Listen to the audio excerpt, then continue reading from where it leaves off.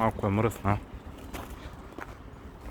Миналата събота неделя ходихме на Одрин с нея.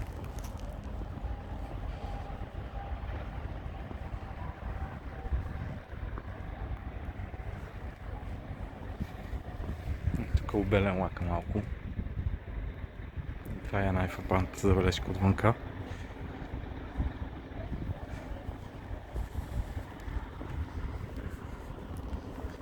Гумите са зимни, Мишелин Алпин, не са първа младост, но имат крайфер. Може да изкарат още един сезон. Има си секрет, който е в багажника. В багажника как трябва леко му се помогне, за да тръгне.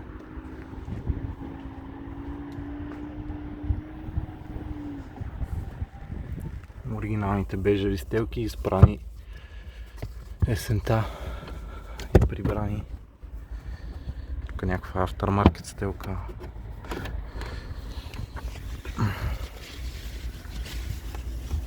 Бутилката от 22 година. 4 годишна. Табелката с разни неща, ясно написа. Крика, резервни кружки.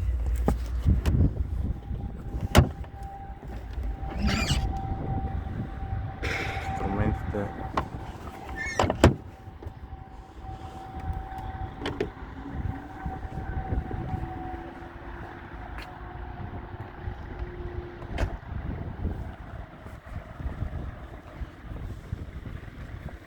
Те гуми са еднакви. Тук тази лайсна малко изметнала.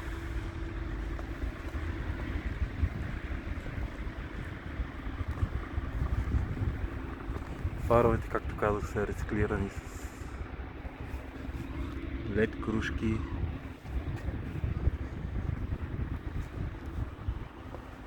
И хубави кружки на завиваща светлина.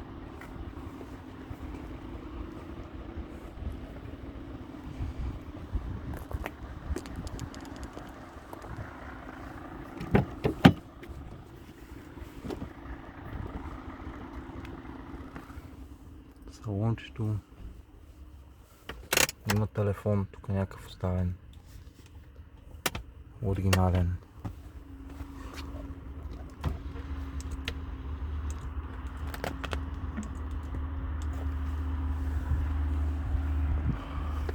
Тавана от Алкантара.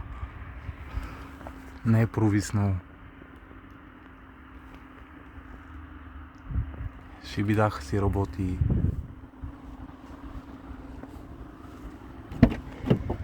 Колко място има отзад.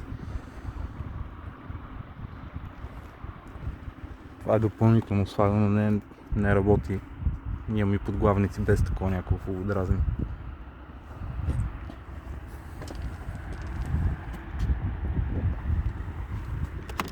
Шторичките. Има хубаво фолио на задните стъкла, ама понеже е возено малко дете и издраскано тук. Има и безцветно с UV защита на предното, тук е влязъл някаква песечинка, го е надрал.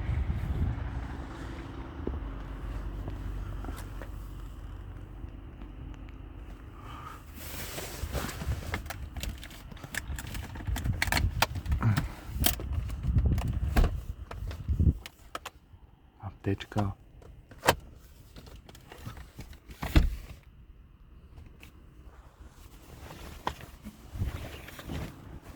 Гумени стелки взех. Искаше ми се да са бежави, ама за лонг много трудно.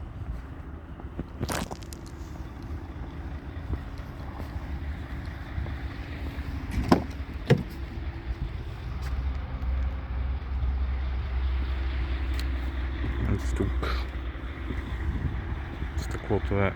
не стъклото, фолиото.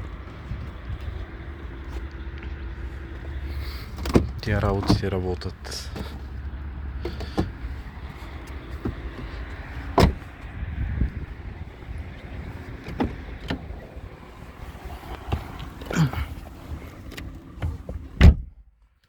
Келес си работи.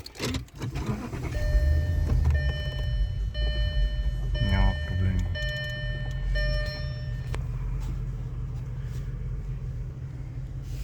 Климатика е напълнен с нов компресор. Сменени бобини.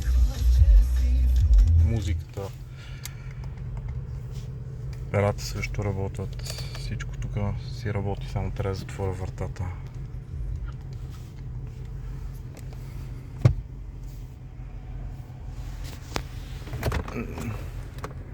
Има една камара документации с книжки и глупости от Швейцария.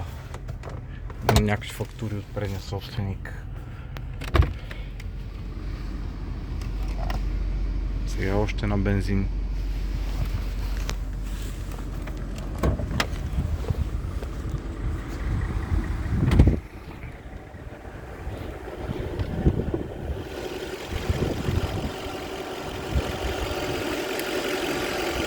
Ще прехвърли на момент, всеки момент на газ.